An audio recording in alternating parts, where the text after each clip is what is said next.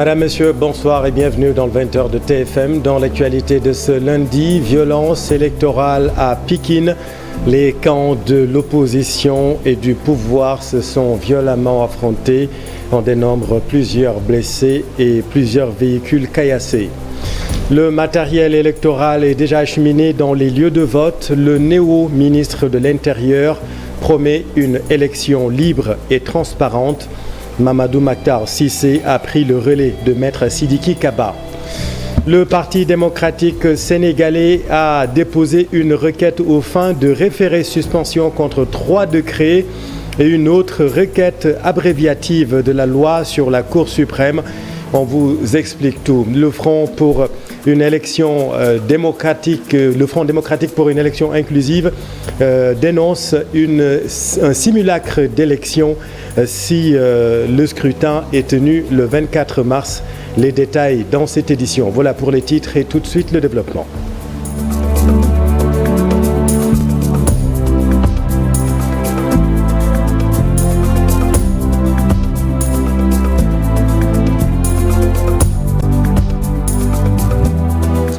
Mais d'abord, début du Ramadan, ce lundi et mardi chez les musulmans du Sénégal. La commission nationale s'est réunie cet après-midi dans les locaux de la chaîne nationale et le croissant lunaire a été aperçu dans plusieurs localités du pays. Le Ramadan commence donc ce mardi. À noter qu'une partie de la communauté musulmane a débuté le Ramadan ce lundi. Dans l'actualité également, l'incertitude qui plane encore sur la tenue de la présidentielle le 24 mars prochain. Le Parti démocratique sénégalais a déposé une requête aux fins de référer suspension contre 3 décrets, dont le décret fixant la période de la campagne électorale et celui fixant la date de la prochaine élection présidentielle, donc au 24 mars. Le PDS qui a déposé également une autre requête abréviative de délai. Vous le savez, les requérants évoquent la célérité que requiert la présente espèce en raison de l'extrême urgence à statuer pour préserver leurs droits fondamentaux et électoraux afin de remédier et faire cesser les violences graves et des dispositions du code électoral à leur détriment. La célérité pour les requérants est caractérisée tant objectivement qu'au regard des circonstances de l'espèce, en ce que d'une part la campagne électorale a débuté depuis le samedi 9 mars. Pour toutes ces raisons, les requérants sollicitent donc le premier président de la Cour de cassation de bien vouloir d'une part les autoriser à signifier à bref délai la requête en référé suspension et d'autre part bien vouloir choisir une date d'audience urgente qu'il vous plaira de fixer par ordonnance. Le Front démocratique pour une élection inclusive a déposé également une requête pour excès de pouvoir pour Mamadou Diop Decroix. C'est pour éviter un simulacre d'élection. Le voici avec nos équipes ce matin. Nous venons de déposer nos recours devant la Cour suprême.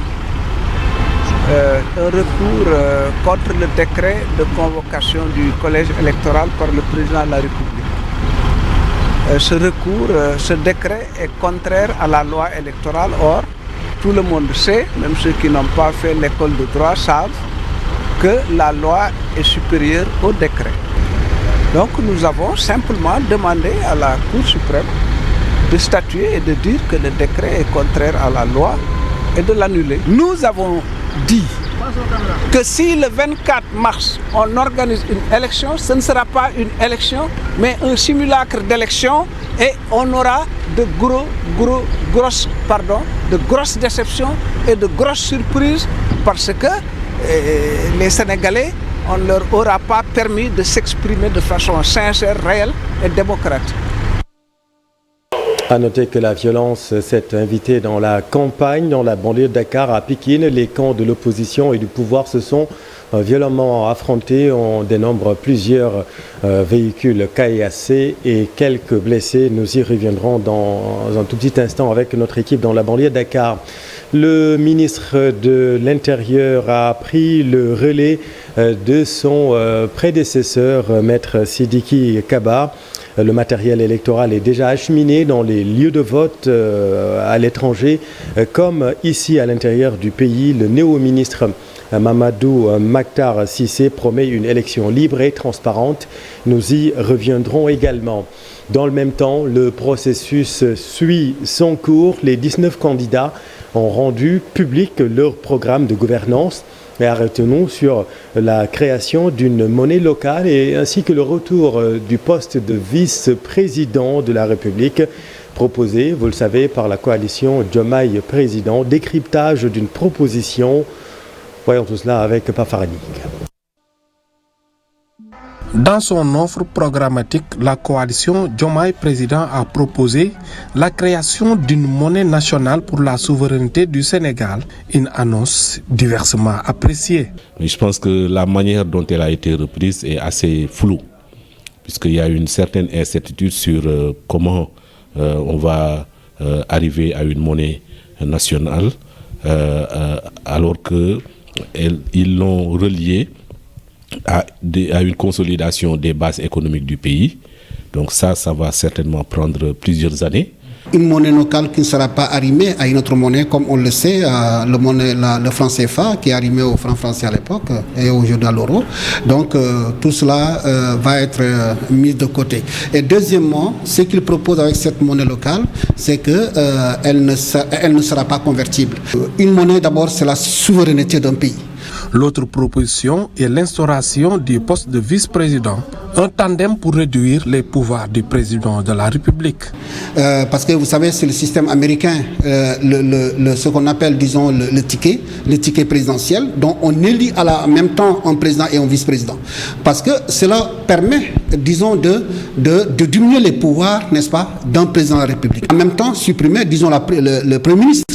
Donc c'est assez difficile de ne pas le croire. Maintenant, une réforme, je pense, celle la plus attendue, ce serait de diminuer l'hyperprésidentialisme que nous observons au Sénégal. Toutefois, certains pensent que cette réforme est juste pour Ousmane Sonko, un réel risque de dualité au sommet de l'État. Ayant choisi, n'est-ce pas, Diomaye comme président, ne va jamais accepter le poste de vice-président. Il va être à l'écart, il va être à l'écart, puisque cette grande coalition, vous avez de grosses têtes. Et je pense que le poste de vice-président, parmi ces têtes-là, évidemment, il y a quelqu'un qui peut l'assumer. Diarchie, c'est-à-dire deux présidents en même temps, deux pouvoirs en même temps. Connaissant la personnalité d'Ousmane Sonko et le poids qu'il peut peser sur le président éventuel que pourrait être Bassirou Diomaye Faye, on peut effectivement le craindre. En perspective de l'élection présidentielle sur les programmes des candidats, certains points font polémique car le Sénégal, depuis son indépendance, n'a pas connu ce genre de réformes.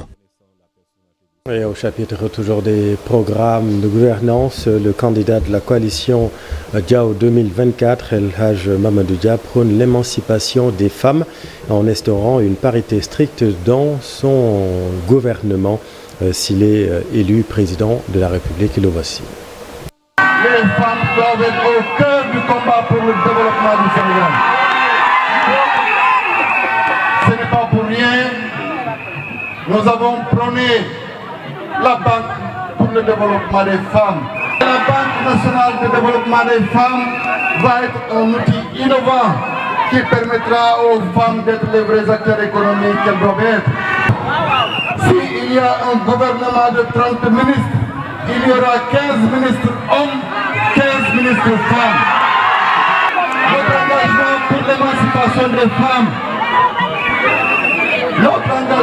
l'émancipation des femmes, passe résolument par la fin de la pénibilité dans le monde rural. Il est temps que les femmes soient de vraies actrices de développement dans notre pays. Et moi, je m'engage avec toute la coalition pour que toutes ces questions de pénibilité dans le monde rural, que vivent nos femmes, soit une question qui sera derrière nous, Inch'Allah Rabbi. Et puis les activités du domaine agricole communautaire de Niombato vont bien démarrer. Une assurance du ministre de la Jeunesse, Pape Malick Ndour. Il rassure les jeunes du département de Foundiougne qui patientent depuis près d'une décennie. Selon le ministre, un problème foncier a retardé le projet. Voici Pape Malick Ndour avec Aminata Goudjabi et Abdou Karim Bey. Le programme Kaynawi, c'est pourquoi en rapport avec les maires du département de Foundiougne, nous avons travaillé pour mettre à leur disposition un personnel de qualité pour qu'ils puissent effectivement renforcer les objectifs.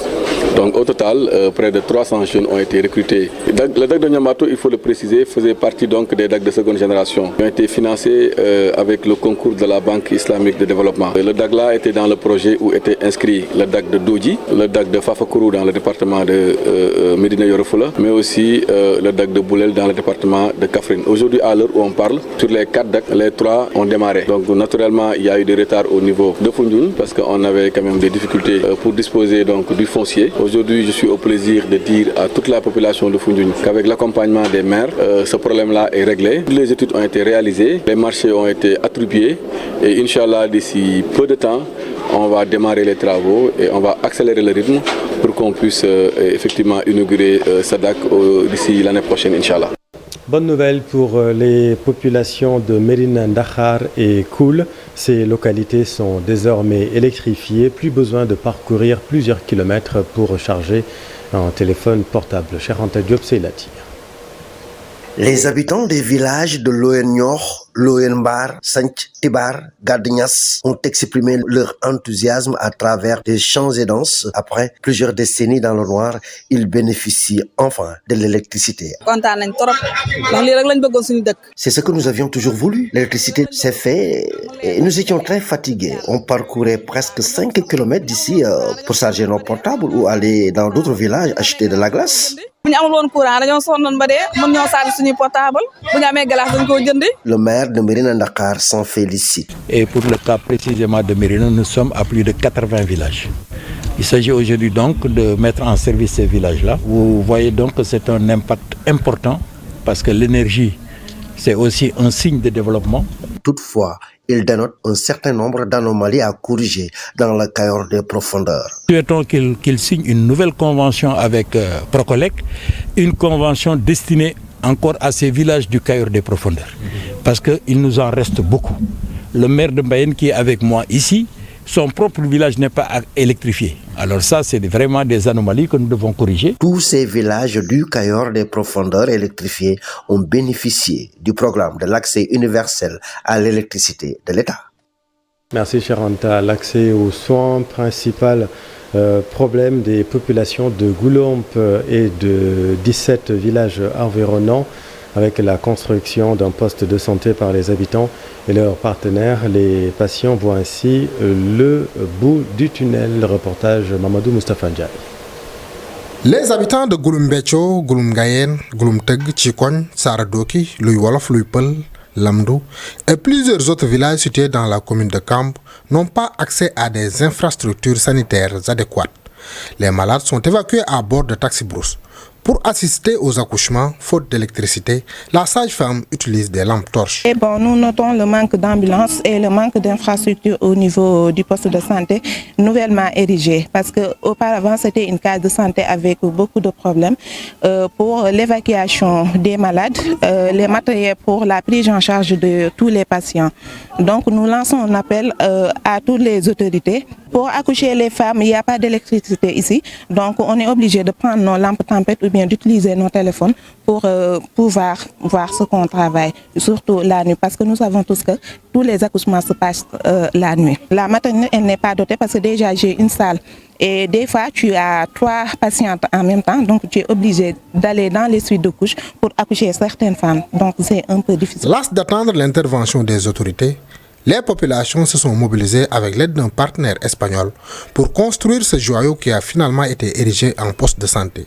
La cérémonie d'inauguration a été l'occasion pour les populations de faire part d'une série de doléances. Depuis le temps de nos pères, de nos grands-pères, on a commencé à construire nous-mêmes une structure sanitaire. Dans un premier temps, c'était une case de santé. Mais en ce qui concerne le poste, on a des partenaires parce qu'il y a la coopération allemande qui a déjà mis en place vraiment beaucoup de panneaux solaires. Mais maintenant, c'est le village qui en manque. C'est le village vraiment qui a besoin vraiment d'être électrifié pour pouvoir aller de l'avant. Profitant de l'occasion, l'association des sages-femmes du district sanitaire de Dara a dépisté 200 femmes pour le cancer du col de l'utérus et du sein. Merci Mamadou Moustapha. Et puis retour sur l'actualité liée à la présidentielle. Le matériel électoral est déjà acheminé dans les lieux de vote.